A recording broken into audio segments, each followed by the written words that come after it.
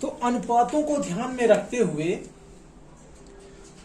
तो इन अनुपातों से तुलना करके हमें बताना है कि ये जो समीकरण द्वारा जो रेखाएं व्यक्त की गई हैं, ये रेखाएं प्रतिच्छेद करती हैं कि समांतर हैं या फिर समपाती हैं।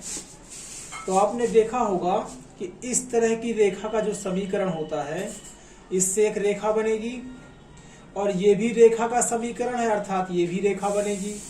अब ये दो रेखाएं, तीन स्थितियां हो सकती हैं दो रेखाओं की। क्या क्या हो सकती हैं?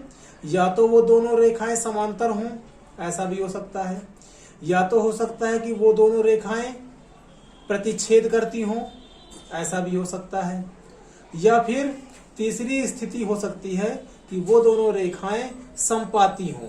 समपाती का मीन्स क्या हुआ? तो समपाती मतलब हुआ कि एक रेखा ये है और दूसरी रेखा इसी के ऊपर है, कुछ इस तरह से। तो एक रेखा ये है और दूसरी रेखा भी इसी के ऊपर है, तो इस स्थिति को बोलेंगे कि ये दोनों रेखाएं क्या है? समपाती है।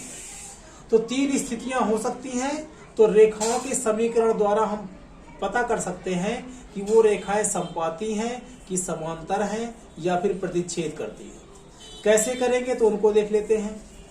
तो हमने रेखा का समीकरण पढ़ा है, जो इसका जनरल फॉर्म होता है, इसका सामान्य फॉर्म होता है। तो कुछ इस तरह से होता है, जिसमें x के साथ वाले को अधिकतर हम a बोलते हैं, y के गुणांक को हम b बोलते हैं, और जो नियत वाला नंबर होता है, नियत संख्या होती है, उसको c बोलते हैं। तो यदि इससे हम इसकी तुलना करें तो ये आपका a होगा, ये b होगा और ये c होगा। x वाला गुणांक a होगा, y वाला गुणांक b होगा और नियत संख्या वाला क्या होगा? c होगा। अब ये किस में दिए गए हैं? तो युग्म में दिए गए हैं, जोड़े में दिए गए हैं। तो a b c तीनों को, दोनों को तो हम मान नहीं सकते हैं, तो हम क्या करेंगे? इसको मानेंगे a1 b1 c1 और इसको मानेंगे हम a2 b2 और c2। a1 b1 को लिखते समय ध्यान रखना है कि x नहीं लेना है, y नहीं लेना है, सिर्फ हमें संख्याओं से मतलब है, x y से मतलब नहीं होगा। हमें गुणांकों से मतलब है, हमें चर संख्या से मतलब नहीं रहेगा। तो देखा जाए तो ये a1 है, ये a2 है, ये b1 है, b2 है, c1 है और ये c2। अब यदि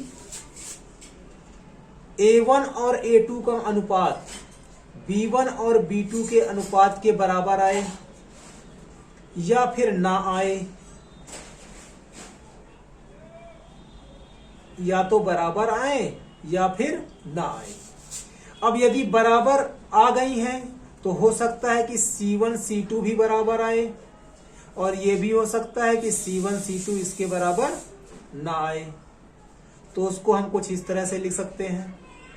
तो तीन स्थितियां हो सकती हैं। एक स्थिति हो सकती है कि बराबर ना आने की, एक स्थिति हो सकती है बराबर आने की, और जब बराबर आएंगे तो उसमें भी दो स्थितियां होती हैं। एक स्थिति होगी कि ये बराबर आएंगे और दूसरा होगा कि ये तो होगा लेकिन ये बराबर नहीं होगा। यदि ऐसी स्थिति आपकी बनती है तो उसमें हम बोलेंगे कि रेखाएं क्या करेंगी? आपकी प्रतिच्छेद करेंगी।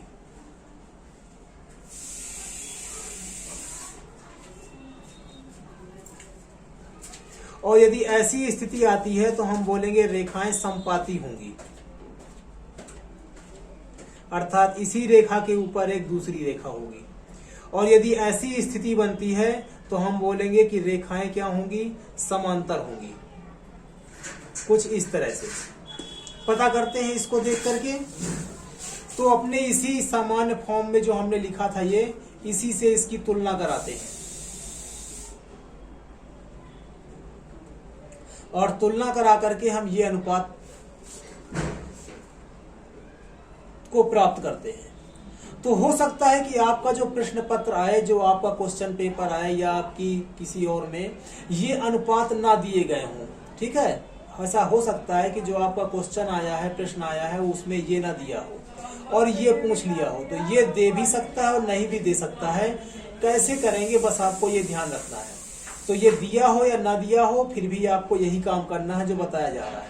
आपको तुरंत इनके अनुपात जो है वो प्राप्त कर लेने हैं। तो जैसे हम इसमें A1 और A2 का अनुपात प्राप्त करेंगे तो ये आएगा A1 आएगा x वाला गुणांक और A2 आएगा इस x का गुणांक। इसी तरह से जब आप B1 B2 प्राप्त करेंगे तो ये आएगा -4 और 6।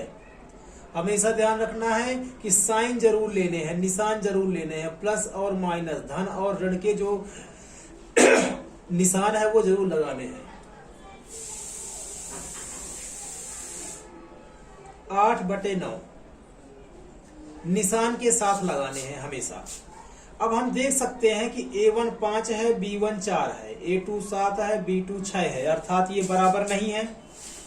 हम देख रहे हैं कि जो A1 A2 का अनुपात है वो B1 B2 के अनुपात के बराबर नहीं आ रहा है। और यदि ऐसा होता है तो कौन सी स्थिति आएगी? पहली स्थिति, जिसमें रेखाएं क्या करती हैं? प्रतिच्छेद। तो हम इसमें लिख सकते हैं कि अतः ये रेखाएं प्रतिच्छेदी हैं।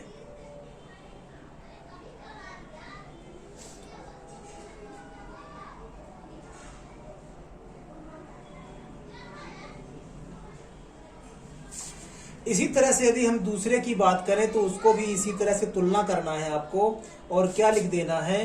तो A1 A2 लिखना है तो 9/18 आएगा। B1 B2 भी लिखना है जिसमें 3/6 आएगा। और C1 C2 भी लिखना है जिसमें 12/24 आएगा। एक बात और, इसमें हमने C1 C2 को ध्यान नहीं दिया है। यहां भी देख सकते हो आप, हमने C1 C2 नहीं लिखा है। तो आपको ये चीज भी ध्यान रखनी है कि यदि ये दोनों बराबर नहीं है उसके बाद C1 C2 चाहे बराबर आए चाहे बराबर ना आए वो कोई मतलब नहीं रखता है। अगर ऐसी स्थिति है तो वो सीधे क्या हो जाएंगी? प्रतिच्छेद करेंगी वो। C1 C2 चाहे इसके बराबर आए या फिर ना आए, तो सिर्फ ये देखना है। और यदि बराबर आते हैं तो तीनों को देखना है। यदि बराबर आते हैं तो C1 C2 को भी देखना पड़ेगा। देखते हैं, इसमें आपको हमेशा ध्यान रखना है कि सरलतम रूप में लिख देना है इनको। तो 9 एक बार में, 9 2 बार में, इसी तरह से 3 के टेबल में 3 एक बार में, 3 के पहाड़े में 6 2 बार में, 12 के पहाड़े में 12 एक बार में, और 12 के पहाड़े में 24 कितने बार में? 2 बार में। तो इस तरह से आप लिख देंगे। जैसे ही लिखेंगे आप इसको, इसमें कोई संख्याएं कट नहीं रही थी इसलिए हमने नहीं काटा था, ये कट रहा था। आप चाहो तो काट भी सकते हो। ठीक, अब भी देखिए बराबर नहीं है। दूसरी चीज, ये धनात्मक संख्या है, ऋणात्मक संख्या है, तो सीधी सी बात है बराबर तो होंगे ही नहीं। तो वैसे भी बराबर नहीं थे तो हमने इसको लिख दिया था। अब इस पर आते हैं। तो इसमें हम देख रहे हैं कि तीनों ही संख्याएं जो हैं वो बराबर हैं, और तीनों संख्याएं बराबर हैं तो कौन सा होगा? आपका ये वाली स्थिति होगी। और इसमें रेखाएं क्या होती हैं? संपाती। तो हम लिख सकते हैं यहां पर कि चूंकि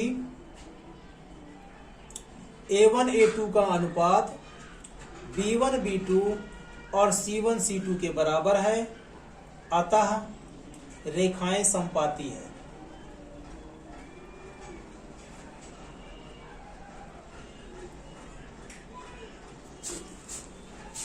इसी तरह से यदि हम तीसरे वाले को देखें तो इसका भी निकालेंगे हम।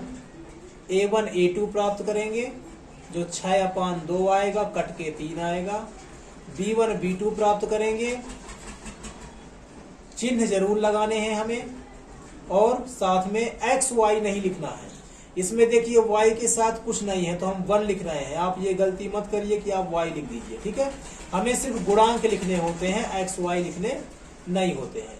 तो ऋण ऋण कट गया और कितना आ गया? 3। इसी तरह से यदि हम C1 C2 प्राप्त करें तो ये आ जाएगा 10/9। देख सकते हैं कि दोनों ही संख्याओं के मान क्या आए हैं? बराबर, लेकिन इसका मान बराबर नहीं आया है। तो ये किस तरह का स्थिति है? इस तरह का। अतः रेखाएं क्या होंगी? समांतर। तो हम लिख सकते हैं कि यहाँ पर रेखाएं क्या होंगी? तो समांतर रेखाएं होंगी। एक बात और हो सकता है कि x और y आगे पीछे लिखे हों। जैसे कि मान के चलो इसी प्रश्न को देखें हम। अगर ये प्रश्न ऐसे आ जाता, आपका 3y पहले हो जाता, फिर 10 हो जाता, फिर 6 हो जाता, और नीचे वाला जैसा है वैसा ही रहता। मान लेते हैं कि ऐसी स्थिति आ जाती है आपके पास। तो आपको ऐसा नहीं करना है कि 3/2 लिख देना है, 10/1 लिख देना है और 6/9। ऐसा आपको नहीं करना है। ठीक है, आपको क्या करना है, आपको ये करना है कि सबसे पहले x वाले को लिखना है, फिर y वाले को, और फिर अपनी संख्याओं को। तो तुरंत ऐसा कुछ दिया हो तो आपको तुरंत ये काम करना है, पहले x वाले को लिखना है, फिर y वाले को लिखना है, और फिर किसी संख्या को लिख देना है। अब इसमें भी x, y और नियत संख्या है, इसमें भी x, y और नियत संख्या क्रम में दिए हुए हैं। अब हमें ये वाला काम की शुरुआत करनी है, तो ये भी आप ध्यान रखेंगे, क्योंकि हो सकता है कि आपके प्रश्न पत्र में कुछ आगे पीछे आ जाए।